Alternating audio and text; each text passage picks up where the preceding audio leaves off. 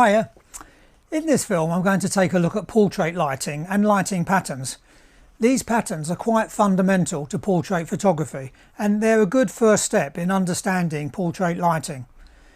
I'm going to talk about the 5 most common types of lighting patterns and their characteristics and when to use them and when not to use them. Now, when you use just one main light, generally referred to as the key light, it's going to throw a shadow over part of your subject's face, and those shadows will form a lighting pattern. And it's those lighting patterns that I'm going to talk about. In order for you to see exactly how the lighting pattern shows itself, I'm going to use 2 models and with different lighting setups. First of all, I'll use this mannequin head as my model. Okay, I admit she is a bit creepy looking, but at least she doesn't nag me to do the washing up or to take the bins out. So I'll be using her along with a small unmodified video light, and that will produce hard shadows on her little face, so you'll be able to see the light patterns very clearly. I also have the lovely Carla to model for me.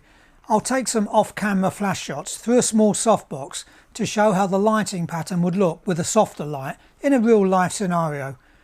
Now I'll use a smallish softbox because I still want you to clearly see the light pattern. If I used a really large one, the light would be even softer and the pattern harder to see. By the way, you may have noticed that Cara has a distinctive facial appearance. That's because she has something called vascular Ehlers-Danlos syndrome. It's a genetic disorder and she's going to talk about it at the very end of the video. So let's get started.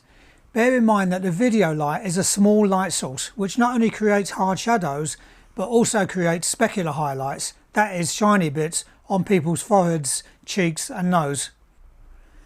I'll start off with flat lighting. Now that's where the light is coming from directly in front of the subject.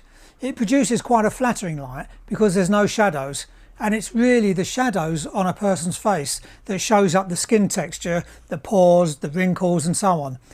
So because there's no shadows, those facial features don't show so much. I almost said facial imperfections, but they're not really. We all have them, but only some more than others. So here's how it looks with the video light directly in front and just above the model's eye line. And here's how it looks from the side. So now using the softbox positioned directly in front but also slightly raised above Carla's eye line. As you can see, that looks a whole lot better as the light is softer. Plus of course Carla is much better looking than my mannequin. Having a shadowless light is quite often used for fashion or for the front covers of women's magazines, etc. Generally speaking, the light from the front will be accompanied by a reflector, usually underneath or even at the sides, just to brighten the eyes and to remove any small shadows on the side of the face and neck. It's generally referred to as beauty or glamour lighting and is very flattering. However, it's not a dramatic type of light, but it's great for headshots. Anyway, moving on to the next pattern. Butterfly lighting is when the light comes from directly in front but much higher up. It's called butterfly lighting due to the small butterfly shaped shadow that appears under the nose. It's also known as Paramount Lighting. Yeah, the Hollywood film studio, that Paramount. Apparently they used it for years when doing their film star or celebrity headshots. So here's how it looks with the video light and also from the side. It's a very flattering type of light, especially when used with a reflector underneath to create a clamshell type lighting. So it's quite similar to flat light that we started off with, but it does create just a little bit more shadow, and when used properly and with the right subject, it accentuates high cheekbones, so probably more of a feminine light pattern. As I say, the light has to be high and directly in front of the face, but be careful if your subject has deep eye sockets or maybe wearing false eyelashes, as then there may not be sufficient light in her eyes. Moving on to the next light pattern, if I move the light around to say around 30 degrees, I've now created more shadow on the other side of the face. Plus there's a small shadow under the nose which goes to the side. This is called loop lighting and it's a very popular lighting pattern because it's still very flattering but it creates a little more shadow and drama on the face, which gives the face a slightly more sculptured look with more depth. It still covers most of the face with light, but because the light is more directional, you get more of a shadow under the nose and on the other cheek. The important thing to note is that the cheek shadow and the nose shadow shouldn't meet up. So here's how it looks from the side with the video light. And here's the loop lighting taken of Carla with the softbox. You can see why this is a popular way of lighting a portrait. Flattering, but with a bit more oomph. That's a technical term. Oh, and one last thing. Some people do prefer to be photographed from one side of the face or the other, so loop lighting can be used to light the preferred side. Taking the light even further around, you can see that even more of the face is now in shadow, and the nose shadow has joined up with the cheek shadow. This is called Rembrandt lighting, named after the famous painter. He used skylights and high-up windows to create this very lighting pattern. It's easily recognisable because of the triangular highlight that appears under the far eye. He also used it for some of his self-portraits, and you can easily see the small triangle of light under his eye. Here's what it looks like from the side. And again, here's the Rembrandt pattern using the softbox. It's quite a dramatic light pattern, and so use with caution, because for close-up headshots it's not particularly flattering. In fact, it's not often used for beauty. Instead, it's used for more drama and to make portraits look more kind of edgy, more creative. However, it will accentuate wrinkles, blemishes and bags under the eyes, so avoid using it for, say, more mature men and women who want to be flattered.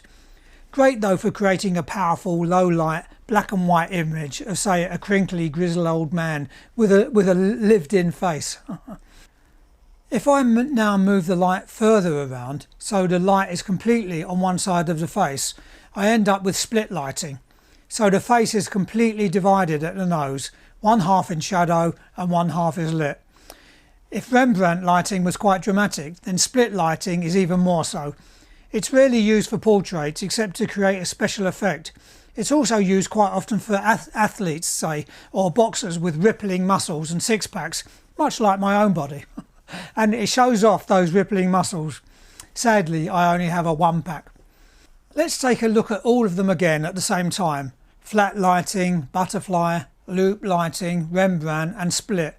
And as you can see, as we go from flat lighting to split lighting, the light becomes less flattering and increasingly more dramatic. There's a couple of other important types of lighting styles that are not really light patterns, and they're generally used in conjunction with loop and Rembrandt lighting, where the face is turned slightly off-centre. The first is called broad lighting, and it's when the side of the subject's face nearest the camera is the side that's being lit. This produces a large area of light on the face and a smaller shadow side. Broader lighting makes a person's face look broader or wider, hence the term, and can be used on someone with a very slim face to widen it. Most people, though, want to look slimmer, don't they? It's not wider. So broad lighting is not great for someone who is heavier or round-faced. Short lighting is the opposite of broad lighting, where the side of the face nearest the camera is the side in shadow. I use short lighting nearly all the time, as it puts more of the face in shadow, it's more sculpting, adds 3D type qualities, and is slimming and flattering for most people. I don't really like the way broad lighting looks with the whole side of the face lit up, but it's subjective. So you'll notice throughout this course that in nearly every case where it's relevant, my subject is looking towards the light instead of away from it in order to create short lighting. Before I leave you, let's have a quick word from Carla. So I have a rare genetic disorder called vascular Ehlers-Danlos syndrome, and it is life-threatening.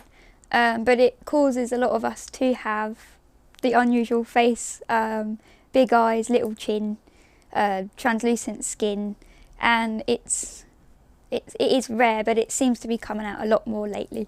So that's just a quick brief of what it is, and it causes bruising and bleeding and stuff.